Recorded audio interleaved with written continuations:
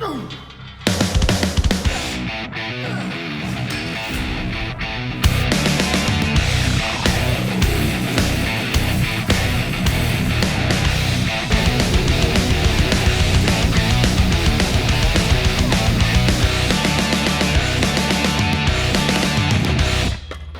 morning, guys. This is the first day of our 4 weeks to shred video series, and we're in my native country of Wales. Just a couple of weeks ago, or 3 weeks ago, we were in India in the heat, so now you can see I'm wrapped up because we're in the winter, or autumn I should say, of Wales. How's it going, brother? Hello, mate. Good to see you, mate. It's been a long time. Long time, mate. You're right. Man, yeah. This is Dave. This is the owner of Peak Physique. Now, as I said, whenever I come back to Wales, and especially down to Cardiff, there's a good reason why I come down here. How long has it been now that you've had this place? 20 years this Christmas. 20 years? Like, Yeah, from scratch, yeah. Has it gone quick?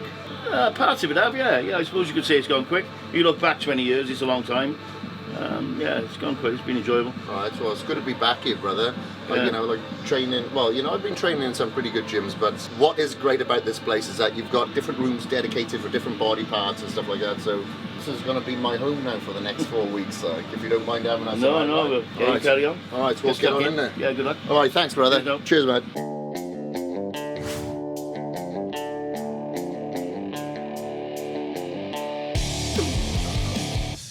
A lot of the things that I'm going to do today is going to be reversed because I really want to target the lats, and you know, I've got all these toys available to me, then why not?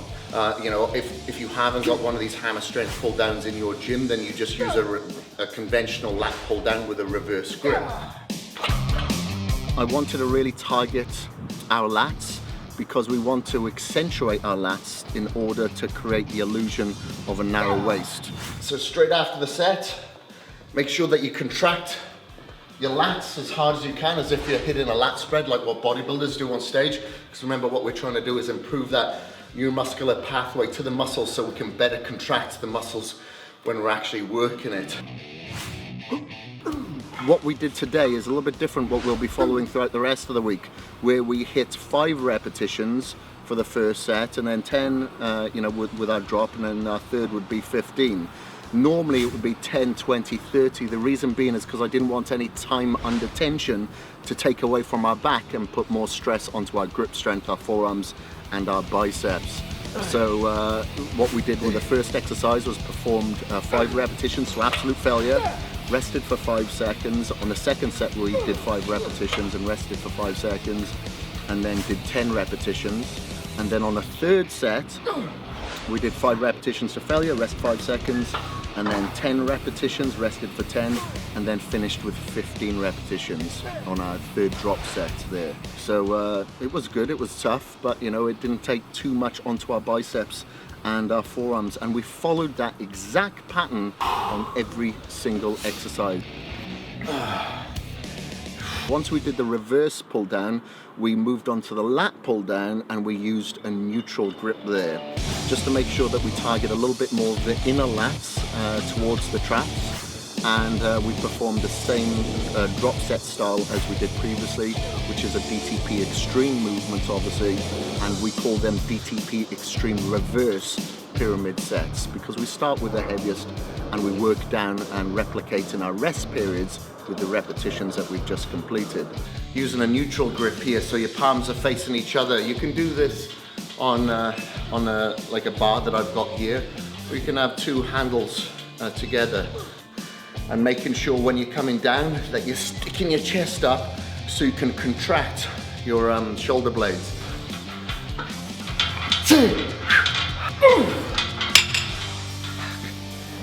Third and final set now. Reach failure again at 5, rest 5 seconds. Reach failure at 10, rest for 10 seconds. Strip the weight down again and finish with 15.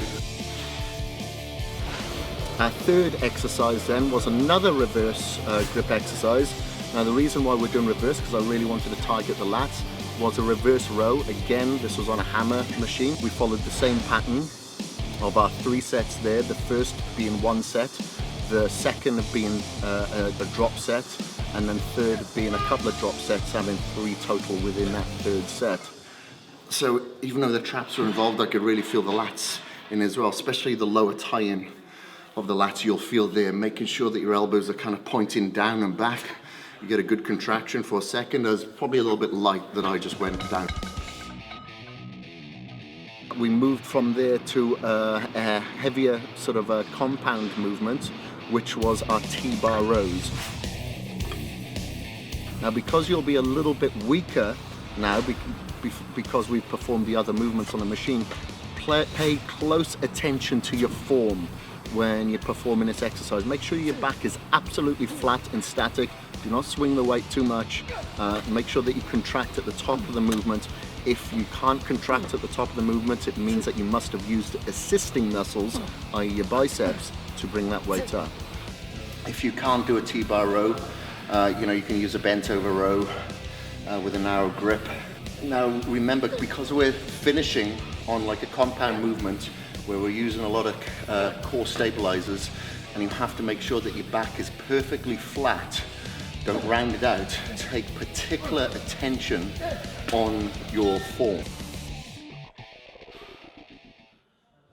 Once we've done that, back was completed and we moved on to biceps. We did 2 exercises for biceps, bi meaning 2, so we only needed to do 2 exercises to target those muscle groups. So we started with the preacher machine there, because that's a nice strict movement. Again, making sure that we get a good contraction at the top, and we reached failure at 5 repetitions, rested for about 40 seconds or so, because we don't need as much rest on a smaller muscle group as we did on a larger group like back. Once we rested for about 40 seconds, we did 5 repetitions, stripped the weight after a 5-second rest, and then performed 10 repetitions. Third set, we did 5 repetitions, rested for 5 seconds, 10 reps, rested for 10, and then finished with 15. And then we did the exact same principle on the standing cable curl there. You'll notice that I started off with a V-bar handle, but after the first set, it was apparent that that was too uncomfortable on the wrists and hand, so I just went straight to a flat, conventional method, which is great because as I'm doing this along with you, I can instinctively adapt and hopefully pave the way for you as well. And then we were completed there. I did my cardio, had my post-workout shake, went onto the Stairmaster for 30 minutes, sweated it out, and now I'm just gonna make sure go and get some work done, get all the meals in, and then I'm gonna come back later on this evening, perform those 2 supersets there of your seated calf and your hanging leg raises, and then perform your other 30-minute cardio session, and then you're done for the day, and I'll meet you here tomorrow where we'll do it all over again.